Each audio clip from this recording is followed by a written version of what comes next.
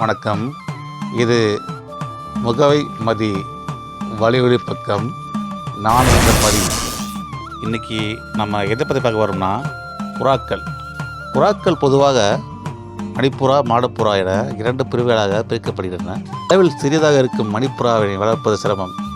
அளவில் பெரிதாக இருக்கும் மாடப்புறாக்களே வீட்டில் வளர்க்கப்படுகின்றன. இவற்றை தவிர 300க்கும் மேற்பட்ட புறா இனங்கள் உலகெங்கிலும் உள்ளன. தமிழ்நாட்டில் மாநில பறவையாக மரகத புறா இருக்கிறது. இது பச்சை நிற இறகுகளும் சிவப்பு நிற அலகும் கொண்டிருக்கும். புறாக்கள் பொதுவாக உயரமான இடங்களில் வாழ்வதையே விரும்புகின்றன. இவை உயரமான கட்டடங்கள் மற்றும் கோவில் கோபுரங்களில் வசிப்பதை விரும்புகின்றன.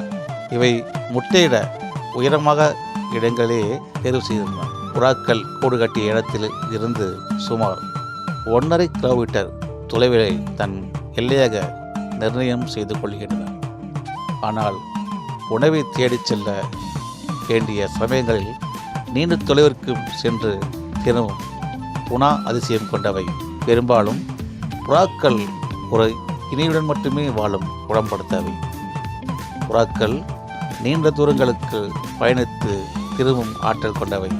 இவை 1000 கிலோமீட்டர் பறந்து சென்றாலும் அவை தங்கள் கூட்டிற்கு சரியாக திரும்பும் ஞாபக சக்தியை பெற்றுள்ளன. புறாக்கள் எங்கு சென்றாலும் தன் இருப்பிடத்திற்கு சரியாக திரும்பி வந்து விடும் என்பதால் அவற்றை மனிதர்கள் கூட்டில் அடைத்து வைப்பதில்லை.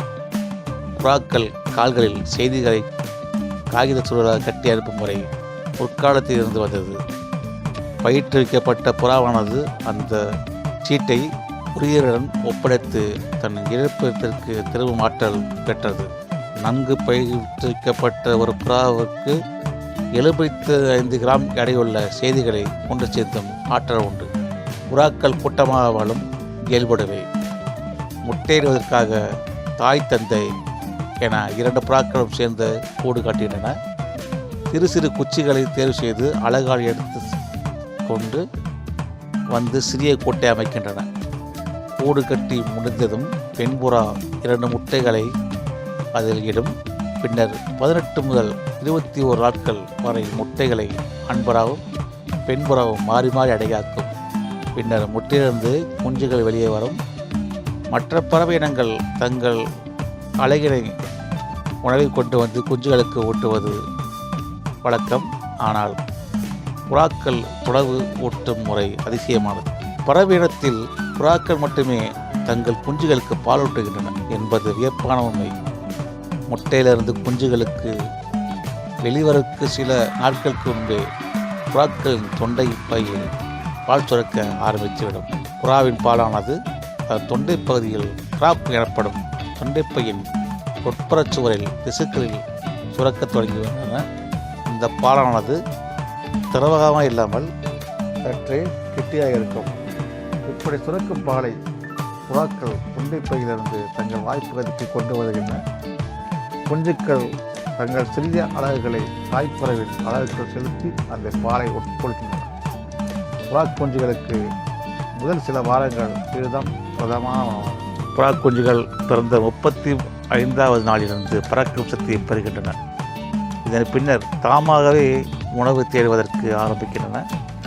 பறவை இனத்தில் புறாக்கள் மட்டுமே தண்ணீரை தன் அழகால் உறுதி கொடுக்கின்றன. மன்னர் காலத்தில் கடித போக்குவரத்து மற்றும் தூது ஓலை அனுப்புவதற்கு நன்கு பயிற்சி கொடுத்து பழக்கப்பட்ட புறாக்கள் பயன்படுத்தப்பட்டன.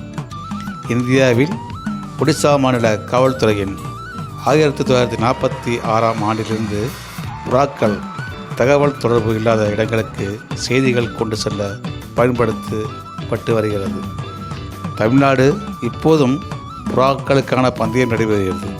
பழக்கப்பட்ட புறாக்கள் வெகு தொலைவில் கொண்டு வரப்பட்டு அவை தங்கள் கூட்டுக்கு திரும்பி வரும் நேரத்தை வைத்து இப்பந்தயங்கள் நடத்தப்படுகின்றன. வீட்டிலும் செல்லப்பறவையாக வளர்க்கப்படுகிறது. வீட்டில் வளர்க்கப்படும் புறாக்கள் உருவத்தில் சிறியவனாகவும் சாதுவாகவும் காணப்படும். காட்டுப்புறாக்கள் உருவத்தில் சற்று பெரியவை.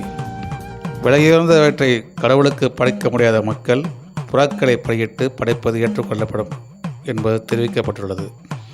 இயேசுவின் உயிர்த்தெழுப்புக்கு பின்னர் அவரது பெற்றோர் புறாவை பலியிட்டு இறைவனுக்கு படைத்ததாக கூறப்படுகிறது.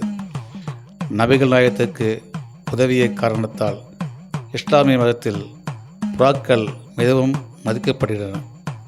இந்து மதத்தில் புறாக்களுக்கு உணவளித்தல் புண்ணிய செயலாக கருதப்படுகின்றன.